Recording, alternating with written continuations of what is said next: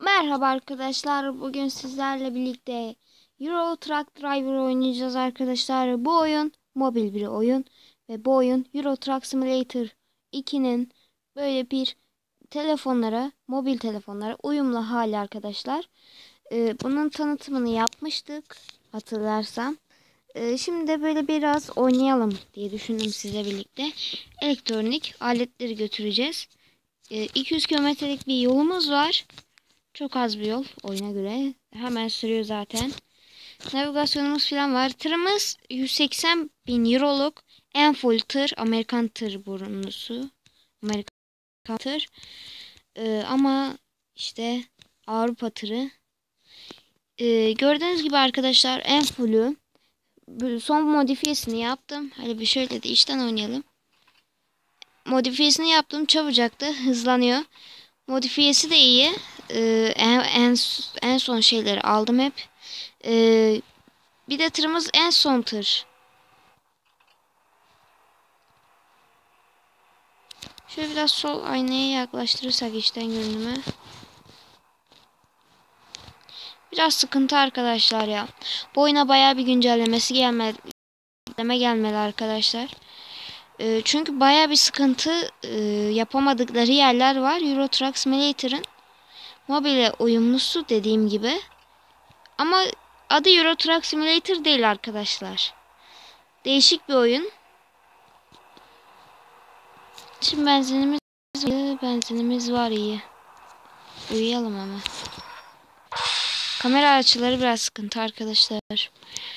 Yağmur var ama hiçbir etkisi yok arkadaşlar. Silecekleri çalıştırırsanız da çalıştırmasanız da aynı şey. Hiç cama yağmur damlacığı falan gelmiyor. Şimdi şöyle. Ama güzel bir oyun arkadaşlar. Zamanınızı iyi geçiriyorsunuz. Böyle iyi de para kazanılabilecek bir oyun. Biraz hızlanalım ya.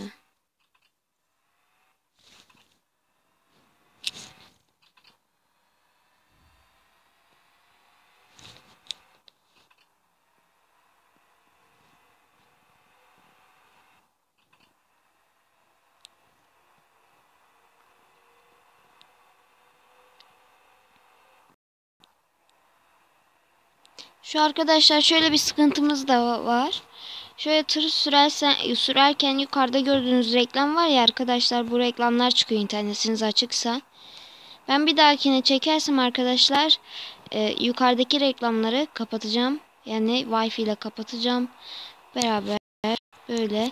Online da serisi var arkadaşlar. Bunun online oynama şeyi de var. Online de oynayacağız arkadaşlar. Online de oynayacağız. Bu güzel bir özellik aslında. Mobil telefonlarda online pek göremediğimiz bir şey. Özellikle simülasyon oyunlarında hiç göremiyoruz. Zaten güzel bir simülasyon oyun da yok bildiğim kadarıyla. Var, birkaç oyun var da onların online'ı yok ama. Bir bildiğim bu oyun var. Bu da tır sürme oyunu arkadaşlar. Şimdi haritamızı yüklüyor. Close. Şimdi şehir içine girdik. Sıkıntı büyük arkadaşlar yine. Niye biliyor musunuz arkadaşlar? Her şehir aynı. Böyle Euro Truck Simulator'daki gibi ve American Truck Simulator'daki gibi değişik mapler yok. Az kala yolu kaçırıyorduk. Ve şöyle bir sıkıntı da var. Söylemeyi unuttum. Yapay zekası kötü. Sonra bunda takla atma olayı yok. Gördüğünüz az önce 100 hızından neredeyse 100 hızına yaklaşık bir hızdan döndüm. Takla bile atmadı araba. Tır takla bile atmadı. Diğer tırlarda da öyle. Bir de şöyle bir sıkıntı da var arkadaşlar. Şu an ne kadar da güzel telefonla oynuyorsanız olun. Donuyor oyun. Oyun donuyor. Bunu düzeltmeleri lazım. Hatta şu an belki görüyorsunuzdur donduğunu. Oyun donuyor arkadaşlar. Bu sıkıntı bulunuyor.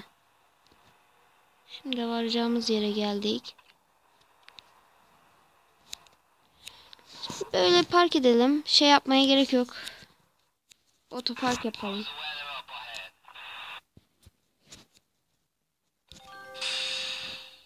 Close. Şu an görevimizi yaptık arkadaşlar. Duraklata bastığımızda gördüğünüz gibi tırımız böyle. Map diyor ama map'te gördüğünüz gibi şu an buradayız da her şehir aynı. Sonra daha neler var? Gördüğünüz gibi tırımız full güncel halinde. Jantlarına kadar değiştirdim arkadaşlar. Üstüne her şeyi taktım. Antenine kadar taktım arkadaşlar. Ve en full tır gördüğünüz gibi 181 bin lira. Ve bu tır bende bu. Gördüğünüz gibi diğer tırları da inceleyeceğiz. Gördüğünüz gibi 140 bin. Böyle daha şekil tırlar var ama arkadaşlar bunların özellikleri fazla iyi değil.